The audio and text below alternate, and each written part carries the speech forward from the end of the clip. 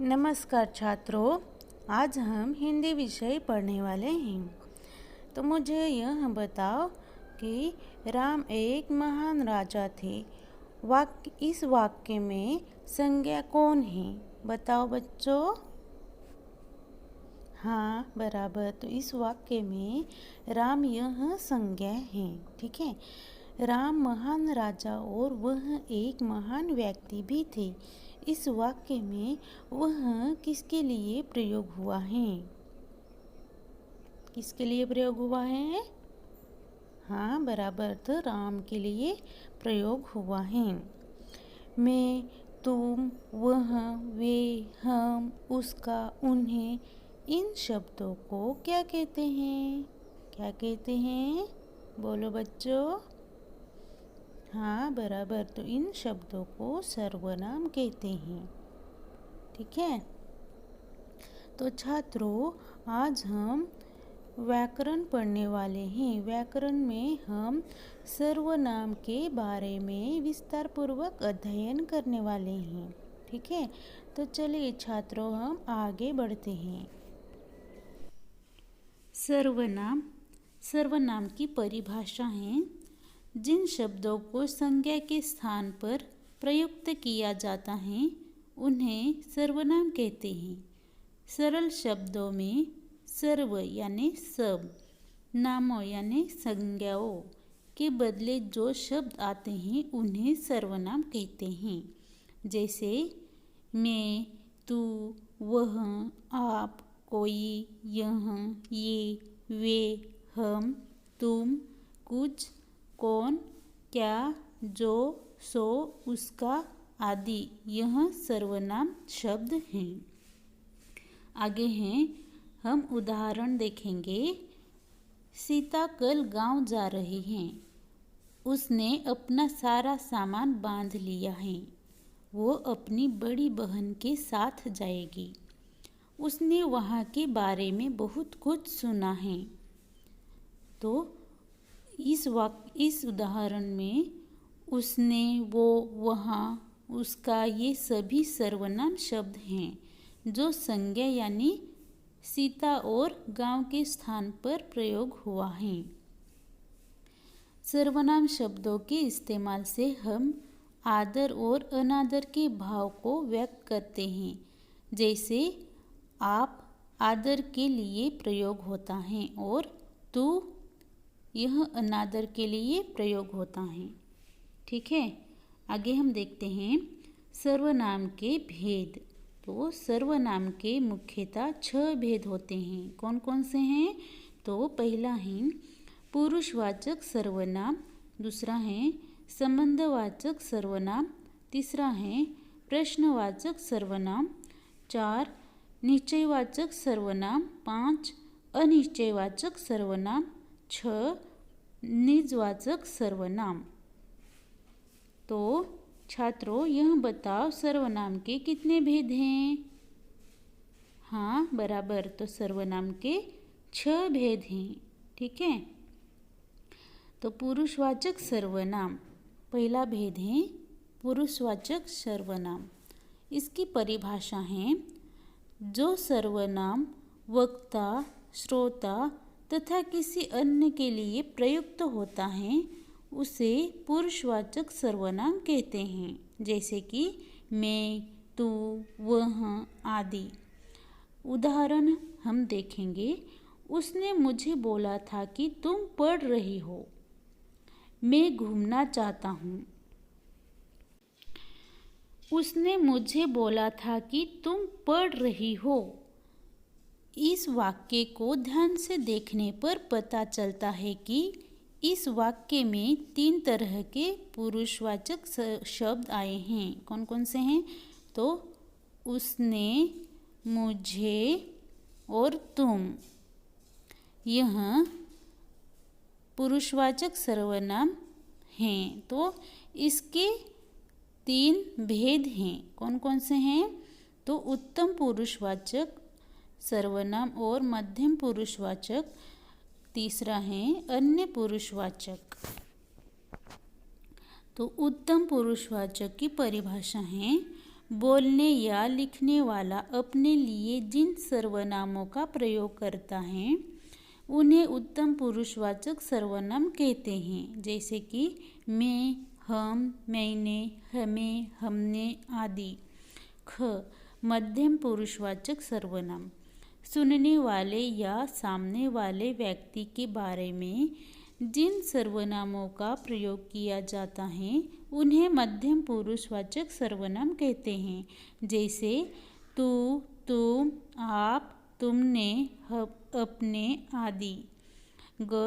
अन्य पुरुषवाचक सर्वनाम वक्ता और श्रोता को छोड़कर अन्य किसी व्यक्ति के बारे में प्रयुक्त सर्वनाम को अन्य पुरुषवाचक सर्वनाम कहते हैं, जैसे कि वह, वे, यह, ये, उनसे, उन्होंने, इन्होंने, इन्हें, उन्हें, उसने, उसको आदि। ठीक है। तो छात्रों, पुरुषवाचक सर्वनाम के 3 भेद हैं। कौन से हैं? तो उत्तम पुरुषवाचक सर्वनाम, मध्यम पुरुषवाचक सर्वनाम और अन्य पुरुषवाचक सर्वनाम। ठीक है।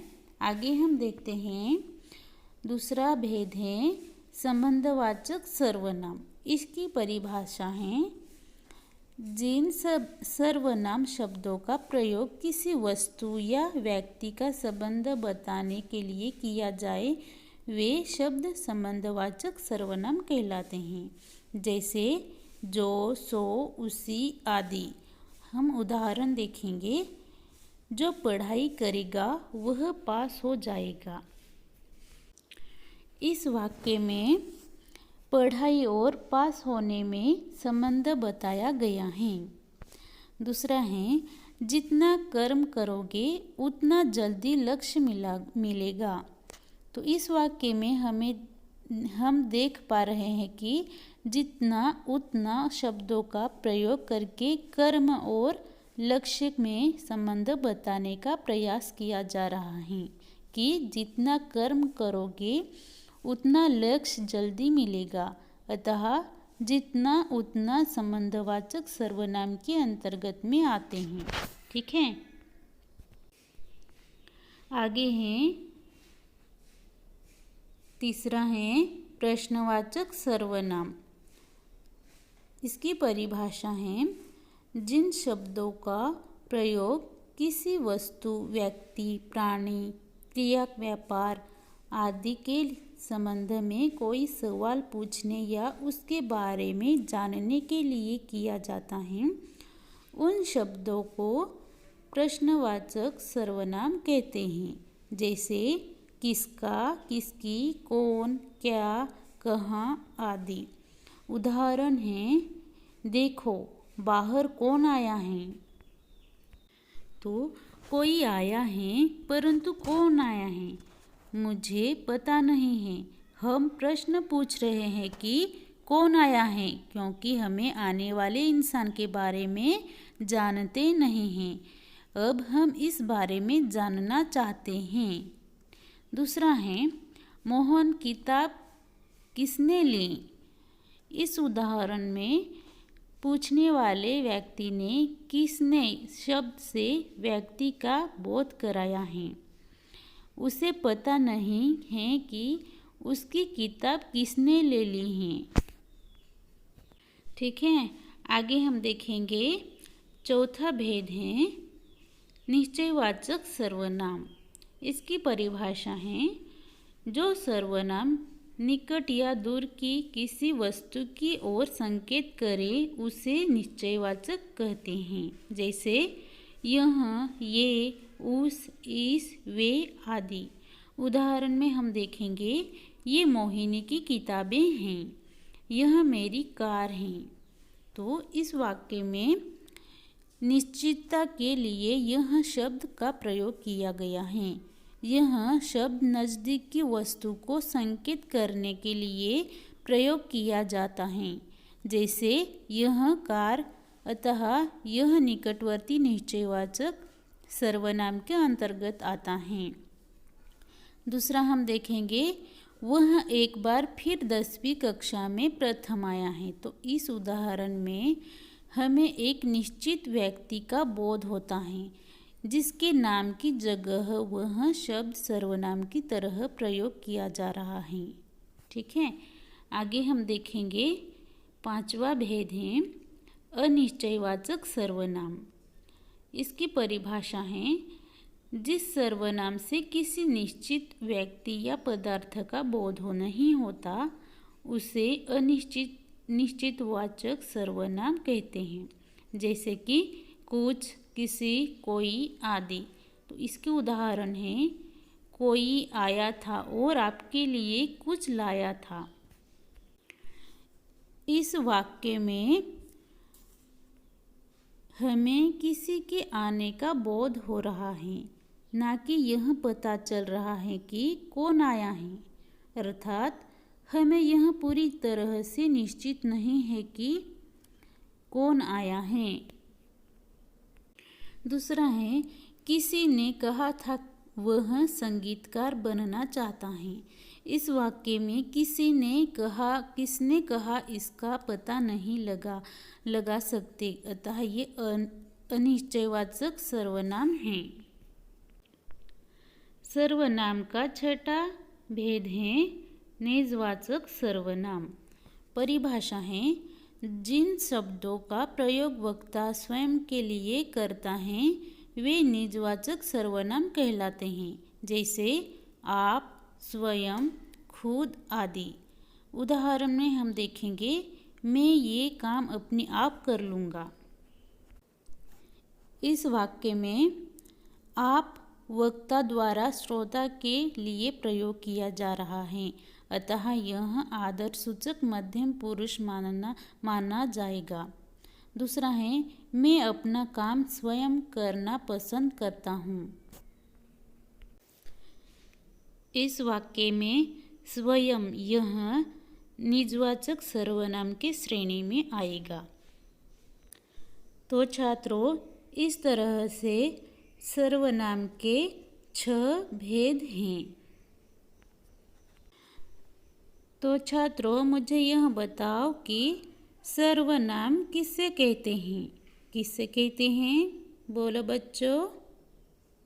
हाँ, बराबर। तो जिन शब्दों को संज्ञा के स्थान पर प्रयुक्त किया जाता है उन्हें सर्वनाम कहते हैं। कौन कौन से शब्द हैं बच्चों? बताओ। सर्वनाम के शब्द कौन कौन से हैं? हाँ, बराबर।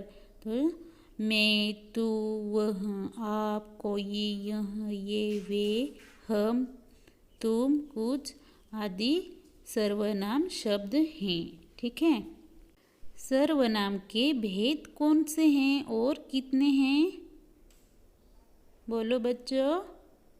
हाँ, बराबर। सर्वनाम के 6 भेद हैं और वह पुरुषवाचक सर्वनाम, संबंधवाचक सर्वनाम, प्रश्नवाचक सर्वनाम, निश्चयवाचक सर्वनाम, अनिश्चयवाचक सर्वनाम और निजवाचक सर्वनाम हैं। ठीक है। निश्चयवाचक सर्वनाम किससे कहते हैं? किससे कहते हैं? हाँ, बराबर। तो जो सर्वनाम निकट या दूर की किसी वस्तु की ओर संकेत करे उसे निश्चयवाचक कहते हैं, निश्चयवाचक सर्वनाम कहते हैं, है ना। इसका उदाहरण बताइए। हाँ, बराबर। यह मेरी कार है, यह उदाहरण है। यह इस वाक्य में यह शब्द निश्चयवाचक सर्वनाम है। ठीक है। प्रश्नवाचक सर्वनाम के कुछ उदाहरण बताइए। बताओ बच्चों। हाँ, बराबर। तो प्रश्नवाचक के सर्वनाम के उदाहरण हैं तुम कहाँ जा रहे हो, यह कौन है, उस लड़के का क्या नाम है। तो इसमें इस वाक्यों में कहाँ, कौन, क्या यह प्रश्नवाचक सर्वनाम हैं। ठीक है। तो छात्रों, हम आगे देखेंगे स्वाध्याय। तो आपको इस स्वाध्याय को अपनी नोटबुक पर नोट करना है और इसका उत्तर लिखना है। तो स्वाध्याय में सर्वनाम की परिभाषा को लिखकर उसके सभी भेदों की व्याख्या करिए।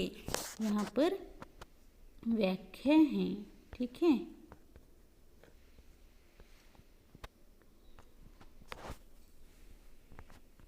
धन्यवाद।